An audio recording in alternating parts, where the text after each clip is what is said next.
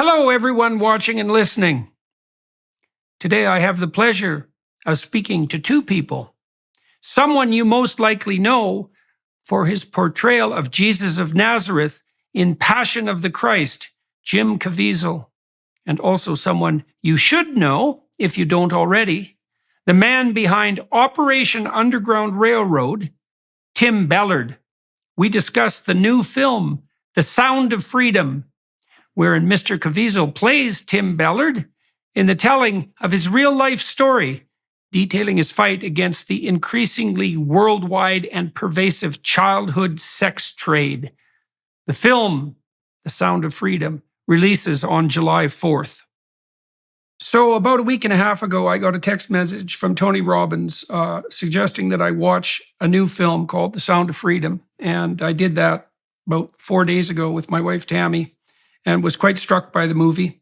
And I decided to follow up on it. It details out the efforts of one man, Tim Ballard, to investigate a child sexual slave ring and to rescue the children that were associated with that.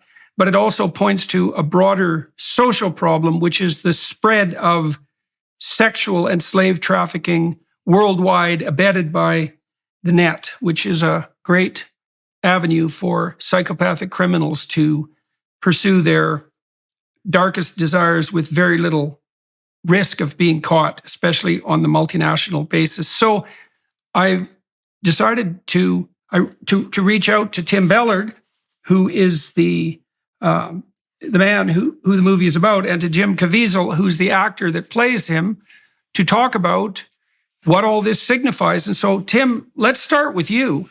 I mean, the movie makes the case that there is a widely expanding network of slavery, essentially making itself manifest worldwide, concentrating in no small part on very young children who are being sold repeatedly to pedophilic psychopaths to have at their will, and of course can be sold repeatedly for that purpose. And the movie makes the case that this is now an operation that's rivaling the drug trade in magnitude. So, you know, it sounds like yet another right-wing conspiracy. So please, why don't you walk us through what you know and help me understand, and everybody watching and listening, exactly what you think is going on. Yeah, thank you so much, Jordan. We're so grateful you take your time to do this with us. So I spent 12 years as a special agent, undercover operator with the Department of Homeland Security. Most of my time, 90% of that time, was spent investigating these cases, child crimes, child trafficking. And in fact, those numbers are correct, that are being, these are Department of Labor, UN, these are sources that, the best we have, that say that there's close to 6 million children or more who are forced into sex slavery, labor slavery, or organ harvesting. And I can attest that I have been involved in cases involving all three of those forms of slavery multiple times, and is a real thing. It's not even far from home. The United States is the #1 consumer year after year of child rape material. And oftentimes we're close to #1 in production.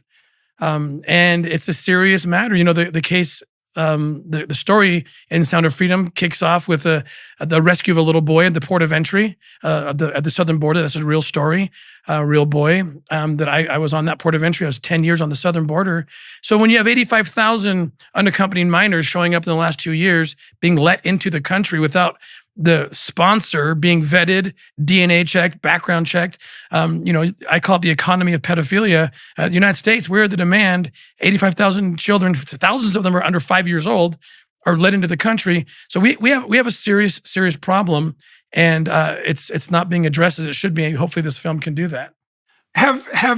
What has been your experience with regard to so-called mainstream media or legacy media coverage? How much attention has been paid to this? And if not much, why? And if reasonably, who and how? Well, I think not very much has been. Attention has been given by mainstream media. Oftentimes, it's more innocent than cynical, perhaps, where it's just, this is too dark. I don't want to expose our audience to this horrific thing. We film our operations.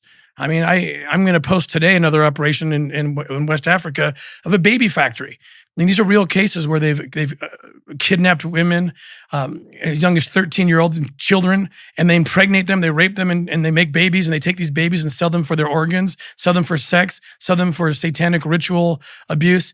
Like it does sound crazy. That's why I film it. We film our operations so that we can show the world this is very real. It's really happening. And I think if there's 2 million children forced into commercial sex, which is the most kind of credible statistic that we can find, a lot of people are involved. So there is a more cynical answer to your question, which may be there's people that don't want this exposed because they're involved in it.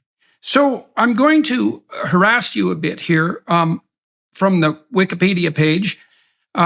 There is some, not that I'm a particular fan of Wikipedia pages, depending on the circumstances, but there are some criticisms of what you're doing, and I thought we might as well address them right off the bat, because people who are watching are going to be, look, man, if I was coming across this for the first time, and in some ways I am, I've got two choices in front of me, don't I? I can either presume that you've discovered something that's ongoing and of tremendous significance, that's terribly dark, or I can assume that the difficult work that you had done for a decade, genuinely addressing these problems, has made you hypersensitive to a threat and willing to magnify it, and it would be easier just to ignore you as a consequence. Now, that would be the preferable outcome to such an investigation, wouldn't it? So you can, as you said, you can understand why people might want to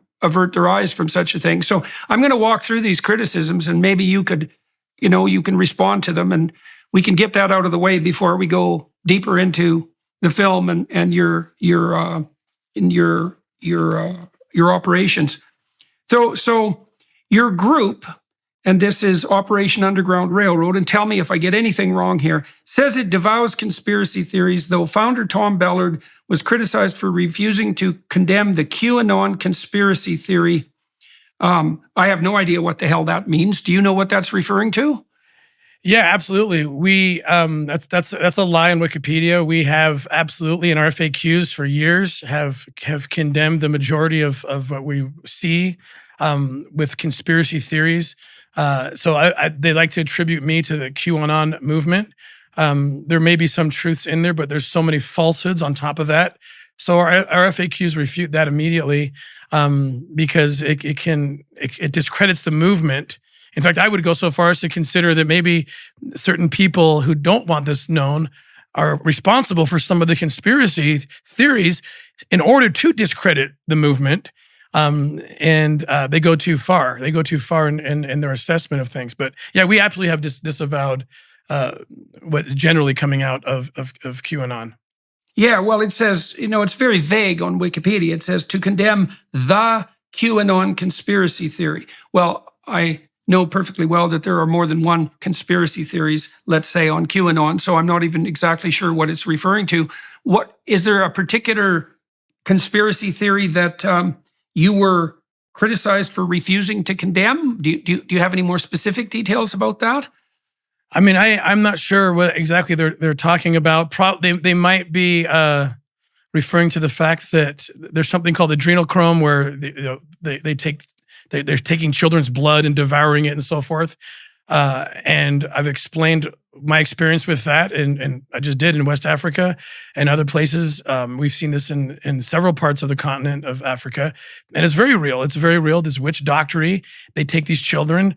They take their organs. They take their blood. They drink it. They take the genitalia of children and hang it over the rooftop of their businesses, thinking that the dark gods will bless them. These are real things.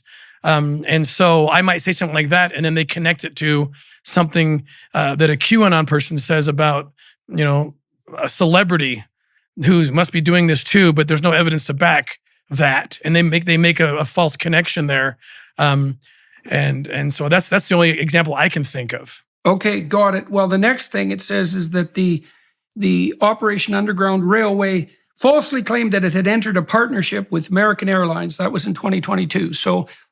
What do you have to say about that? Oh, that's a great one. So a PR firm who represented us made a deal with American Airlines. It came to us and said, shoot the video. They're going to put this video on your, they're going to put this video on their airlines. They shot the video of me. I just get a call from our PR company to put me in a studio. I give a video that I think I'm talking to the passengers for 1 month on American Airlines. Apparently the deal fell through. The PR company didn't tell us that. And our marketing team put out, hey, we're going to be on American Airlines. The PR company apologized. We fired them. They said, we can't believe we didn't get the message to you. And that was it. And of course, there's people that want so badly for us to be wrong or us to not do what we say we do. So they exploited that. I think that was a Vice magazine, very incredibly dishonest journal. I can't even call them journalists. The Vice magazine, they've done a series of hit pieces on us. And I encourage people to read it. Read Vice, because everything they say is so ridiculous and so dishonest. Right. Yes. Well, and I do believe, if I remember correctly, that Vice has also declared bankruptcy in the last few weeks, and I can't imagine an organization more richly deserving. There was a 2021 follow-up article from Vice, but I don't think we're going to. I'll just read part of it because it's so ridiculous. Conflating consensual sex work with sex trafficking. Yeah, well, that's exactly the kind of Weasley, what would you call it, criticism that I'd expect from people who are trying to justify the sorts of behaviors that you are attempting to expose. Then there's a 2021 article in Slate criticizing a 2014 raid conducted by Operation Underground Railway in the Dominican Republic, saying that it was likely to have traumatized the trafficked children. Anne Gallagher, an authority on human trafficking, wrote in 2015 that O.U.R. had an alarming lack of understanding about how sophisticated criminal trafficking networks must be approached and dismantled, and called the work of O.U.R. arrogant, unethical, and illegal. So, man, have a way at that. Oh, thank you. Yeah, I'm grateful for this opportunity. So someone like Anne Gallagher, who lives 3,000 miles away from any operation we've ever done, is not qualified to talk about what our operations.